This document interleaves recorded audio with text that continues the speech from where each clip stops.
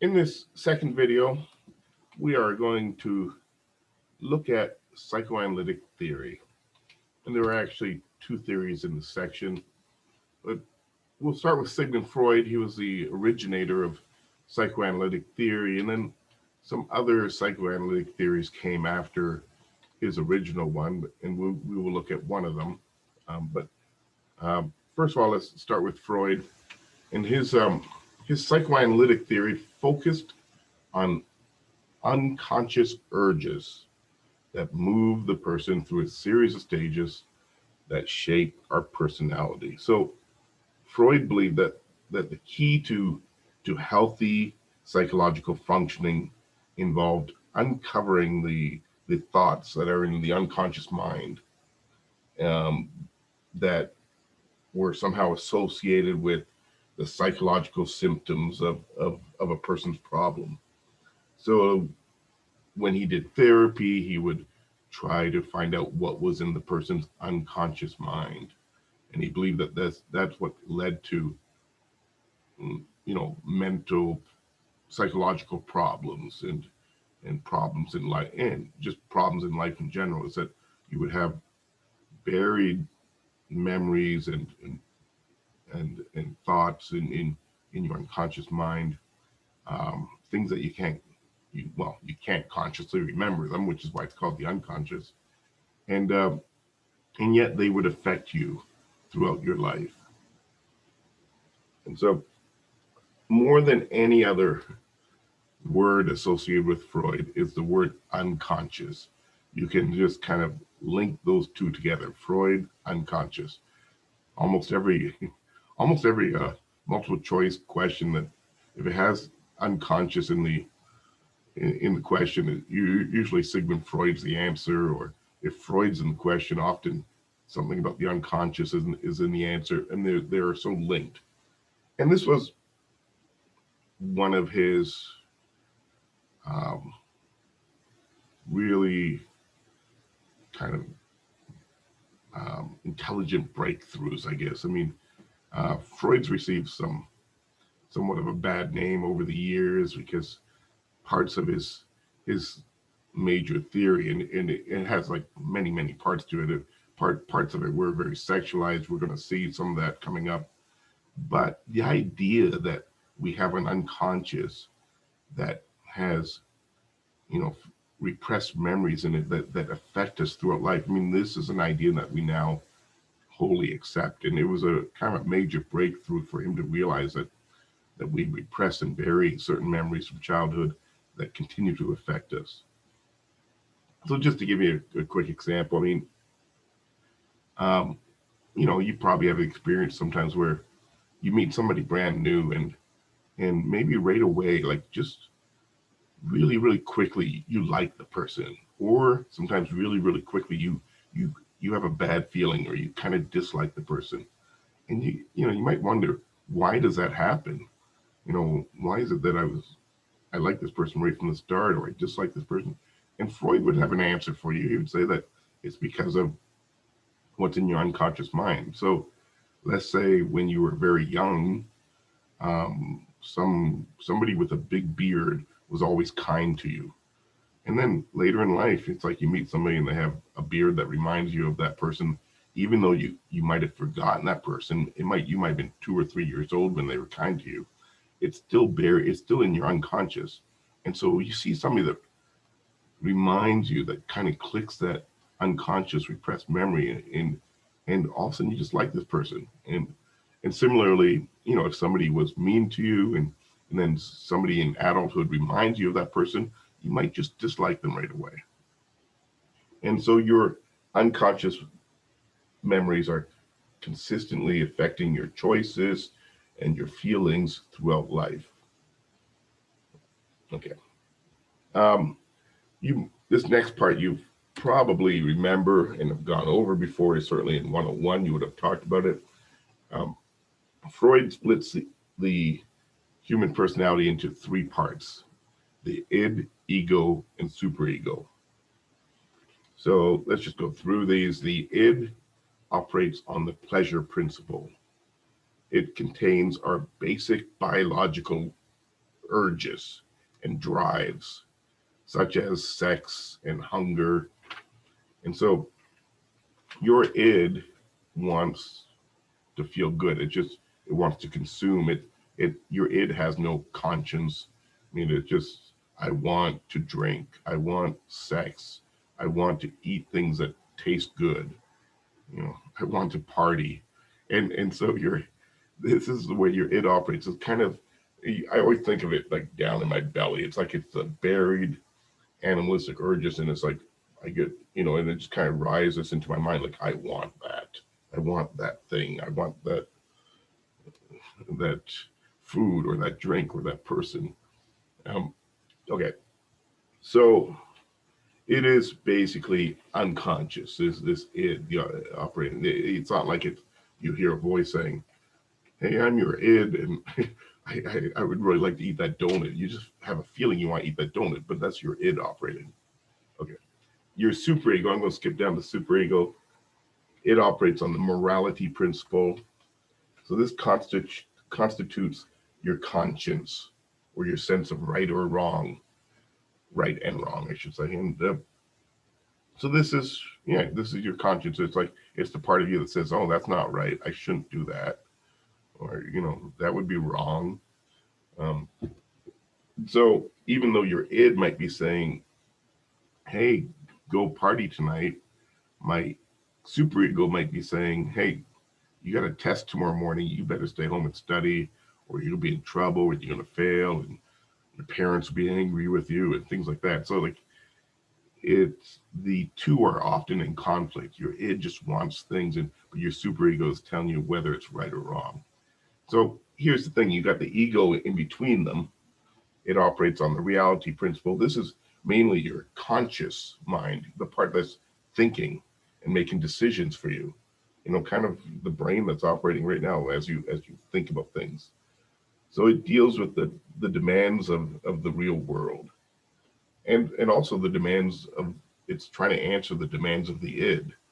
So, but it has to do it in realistic terms. So your id says, just to go back to my earlier example, your id is saying, oh man, I really want to go to this party. It's going to be a blast. There's somebody there I really am attracted to. It would be great to go, and I'd hate to miss it. And my superego saying, mentioning the test to my mind. I'm part of me thinking, oh, that'd be wrong if I fail the test. So my ego is trying to compromise in a sense.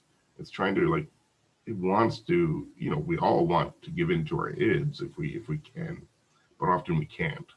And so your ego says, maybe next time, you can go to the party and do really well on this one, or maybe just drop in for a half hour, like, and then come home and study, or something like that. And it's a battle. Freud described this conflict between the id and the superego as kind of a battle that rages on in your mind. He thinks it's one of the source of our problems is that we have this constant war going on between trying to satisfy our id but also trying to operate according to our superego and our morality, so we don't feel like we've disappointed others or done something wrong. Anyways, so that's kind of the three components of your personality. Often in pictures, they kind of picture the id as like a devil figure, and the superego like an angel. I guess it's kind of like that a little bit, and the ego is just your head in between them, in between the angel and the devil, trying to decide what to do. Oh, here's a cute kid.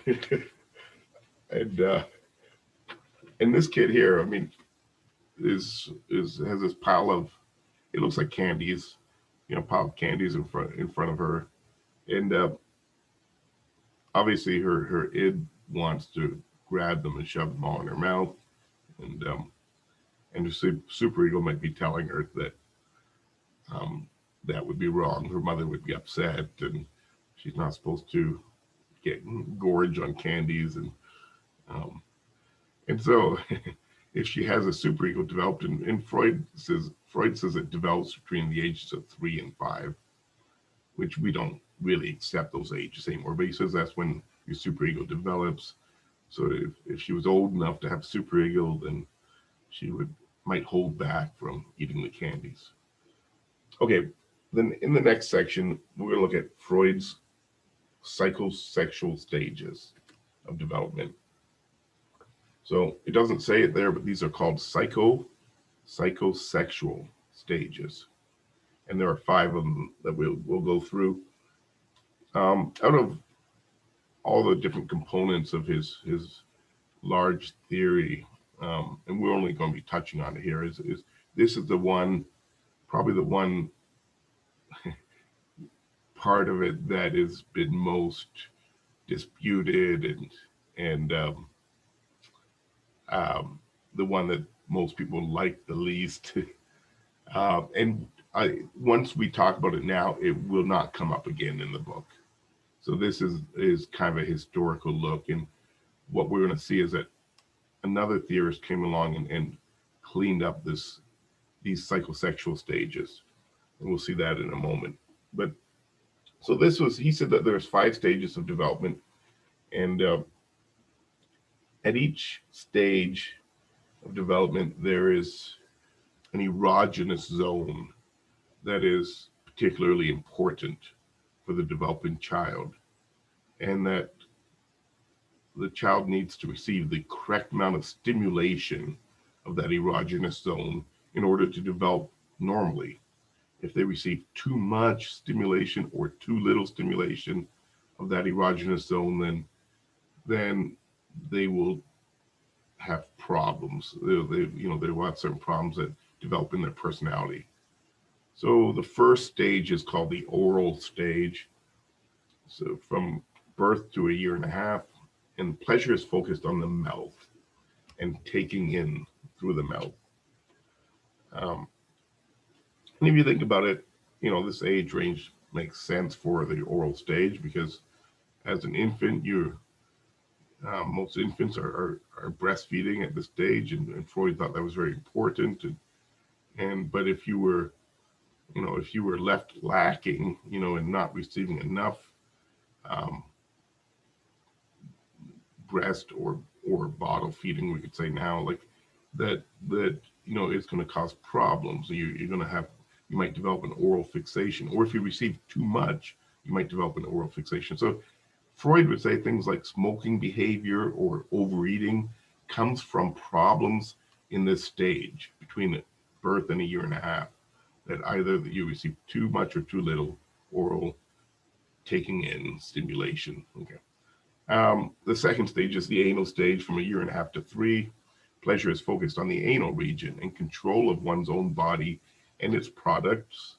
Once again, the ages make some sense, because this was typically the time that a young child goes through potty training and learns to control their defecation, and as well as urination and defecation.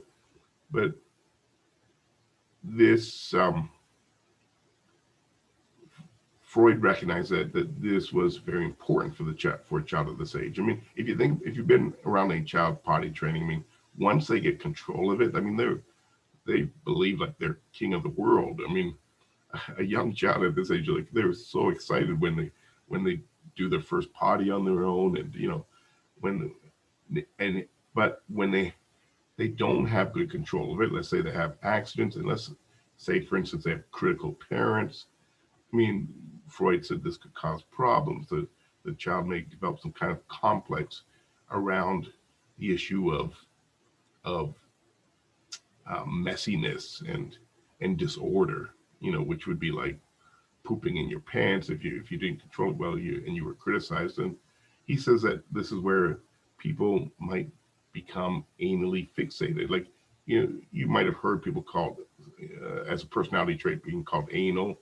He said that they would become, a person would go in one of 2 ways. They might become fixated on cleanliness and orderliness, and there are certainly people like that, or they might become slobs and not care about messes and things like that. And he says that kind of behavior comes from this stage. and somehow it went wrong. Okay, I'll try to go quicker, but the third stage is the phallic stage from 3 to 6. So the focus of pleasure is on the penis for boys and the clitoris for girls. Um, this this is, once again, it kind of fits with Freud's observations that children at this age do often explore and touch themselves, um, and just to out of curiosity, and also children sometimes like to run around naked at this age. It just, anyways, but Freud thought it was very that the the penis and clitoris are very important, and this was also when Freud says that the superego develops during this phallic stage, and it's with the resolution of the Oedipus complex. Um, it's pronounced Oedipus or Oedipus. Anyways, it's spelled Oedipus. Oedipus. The Oedipus complex is for boys that they have a longing for their mother. They want to be with her the way that their fathers are, that their father is. Kind of like a longing to being close to her, like, and sleep with her like the father does. And anyways, but this causes the boy tremendous shame, and he starts feeling shame um, and it and also guilt, I guess, shame and guilt, because he wants to take the place of his father, and that's wrong. Like, he might even have thoughts about hoping the father dies or killing the father, and anyways, and so in order to in order to resolve the anxiety that causes, the thoughts causes, he instead identifies with the father. And so instead of trying to take his place, he decides he wants to be just like his father. And so he adopts his father's morals and his father's values and behaviors and things like that. And this is where the superego gets developed. I'm going to believe the things that my father believes.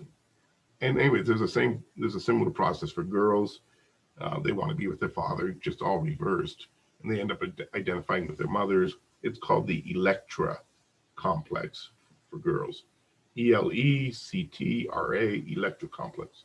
Anyways, in both cases, he says this leads to the formation of the superego.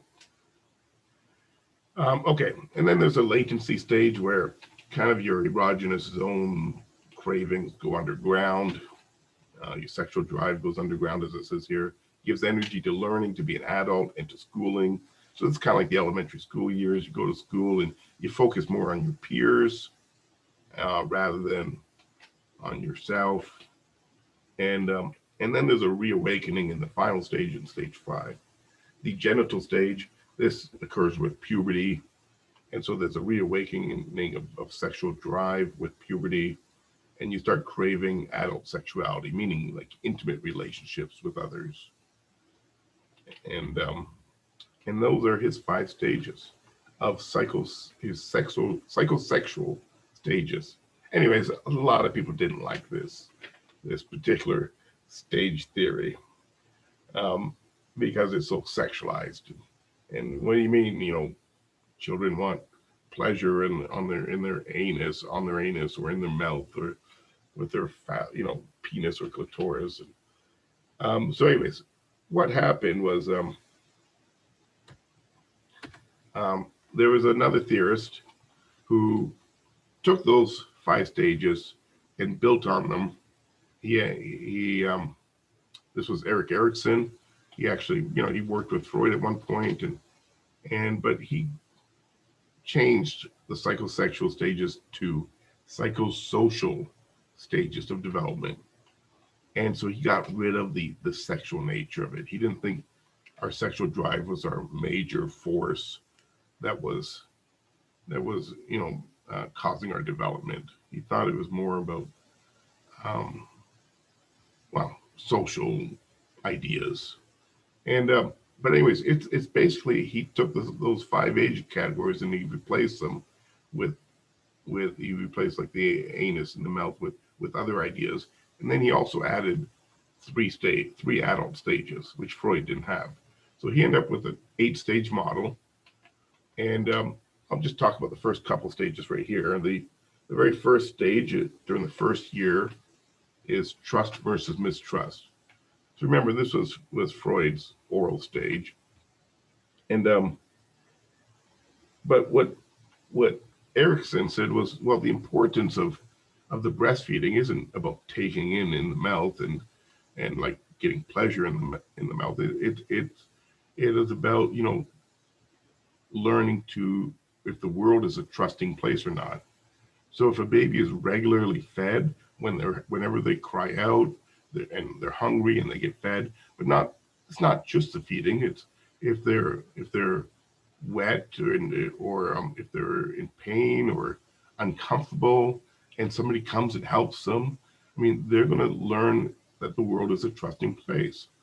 They will develop a secure attachment with their caregiver, and they will believe, well, I can trust others, you know. And but some less, you know, on the other hand, a baby that's left for long periods while they're hungry and it hurts their belly, you know, baby has such a small belly, when they get hungry, it actually really causes some pain. And or they're left, let's say, you know, in dirty diapers for long periods, or when they're scared, somebody doesn't come and hold them. Well, they would learn that the world's a mistrustful place. And we all know adults, if you think about people, you know, like some people are just seem naturally trusting, others seem more mistrustful. You may say, well, it could come from any period of development, but Erickson's idea was this was really the first, you know, this is the most important time because it is when you cannot do anything yourself. I mean, you might learn to be mistrustful at the age of 9 or 10 because somebody, you know, lies to you or does something wrong, but you know, you can like do things about it. You can make choices about it. Like at this age, you can't do anything. You're completely dependent on others. You can't feed yourself. You can't change yourself. And so you develop either trust or mistrust. Okay.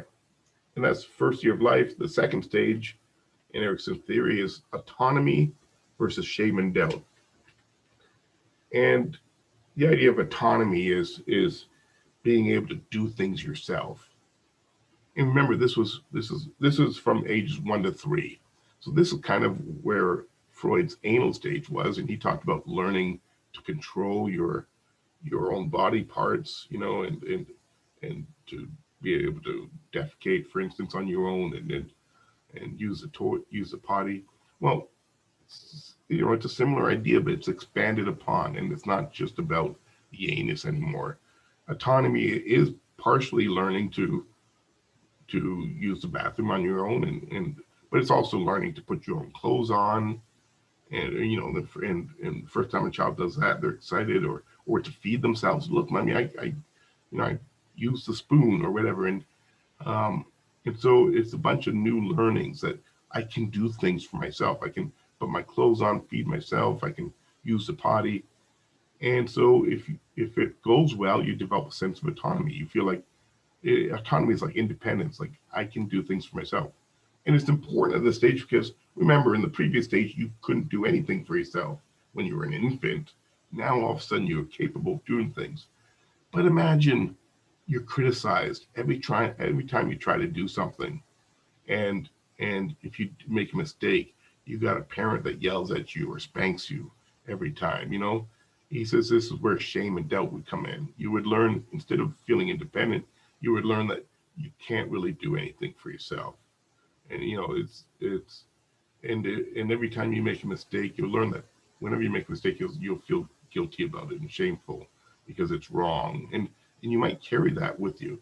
So the idea is that the outcome, there's always a positive and a negative outcome. Trust versus mistrust. You know, positive and negative. Autonomy, positive. Shame and doubt, negative. And so it all depends on how the stage goes. And for the earliest ages, it's very dependent, obviously, on the parents. And so a child with shame and doubt might grow up not wanting to try to do things on their own anymore.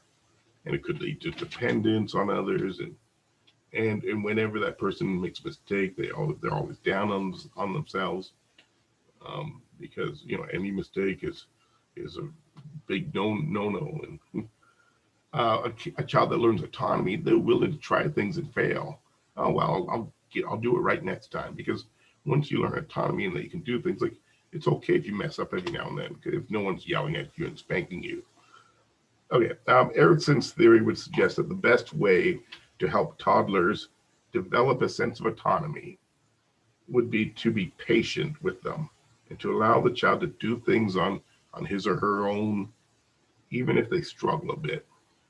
And so if you want your child to develop independence, start it at this age and let them try things, let them try feeding themselves, even if they spill their cereal. I mean, big deal. Or let them try to put the clothes on, even if it goes on backwards, you can fix it. I mean, like, and if they make a mistake during potty training, I mean, don't be critical. They're trying their best. They want to do it. I mean, you let them try things and fail, and it's okay. Next time you'll get it. And he says this is what will help develop autonomy from a parent's perspective for a young child. Okay, so those are the first two stages. There are 8 stages in total. Remember, he added 3 stages, adult stages, to Freud's theory. Here we see the 2 theories lined up. We got Freud's 5 stages, the psychosexual stages, and we have Erickson's 8 psychosocial stages. I'm going to go through Erickson's stages real quick. This is a theory that we will use again and we will refer to. It's a popular theory. It's stood the test of time.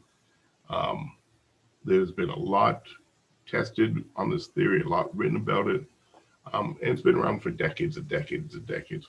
So Freud's theory, like I said, we won't talk about again. So here's Erickson's stages. Once again, first stage is the first year, trust versus mistrust. I already talked about that. Then we have autonomy versus shame and doubt. That's from 1 to 3 years of age. So make sure you add these years in.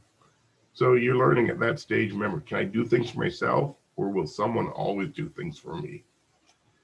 Third stage, from 3 to 5, initiative versus guilt.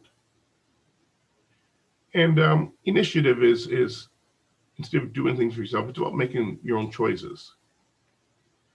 And these are like the preschool years, 3 to 5. And if you've been around preschoolers, they like to push on boundaries a little bit. They like to, make some of their own decisions and choices. Like, you might tell a preschooler, don't go past this line in the in the backyard.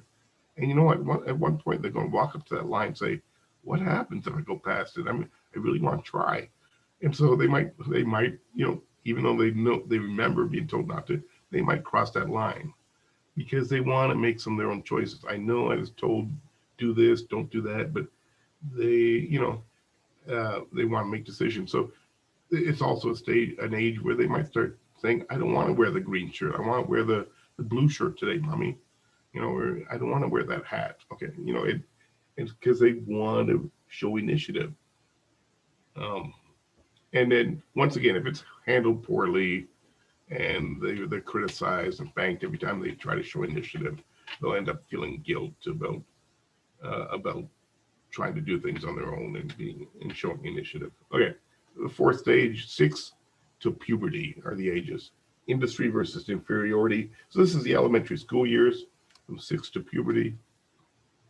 Industry is about feeling like you're capable. You're being industrious and being like capable. I can do things. I can build things. I can create things. I'm good at things. And it comes during these ages because this is where social comparison starts. In the elementary school years, you start recognizing, hey, I'm faster. I'm a faster runner than most of the kids, or I'm not as good at math as some of the other children. Like, you find out what the things you're good at, things you're not good at, and feeling industrious, in a sense of industry, is that I'm good at certain things. I might be building sandcastles. It might be a school subject like spelling or math, or it might be physical like running fast. If you cannot find anything that you're good at, or you're led to believe that you're not good at anything. This is where an inferiority complex, Erickson says, would begin during these elementary school years. And and it's important. I said, you may believe that you're not good at anything. Really, if every child has some skills that they can do something well, um, you know, if it's something physical or something in some school subject or some game, or everyone's kind of good at something. Like some people are might be good at more things than another, but usually we can all kind of find something. But imagine you're always told that you're not good enough, that and because you get second place in a race, you get criticized, let's say, by a parent that is supposed to love you, and they're critical. Like, you might feel inferior even though you were second of everyone in your grade, maybe. But some people are led to believe that they're not good at anything. And certainly because these are the comparison years, social comparison years. This is where it starts. Like, this is why he said it has the most impact at this stage.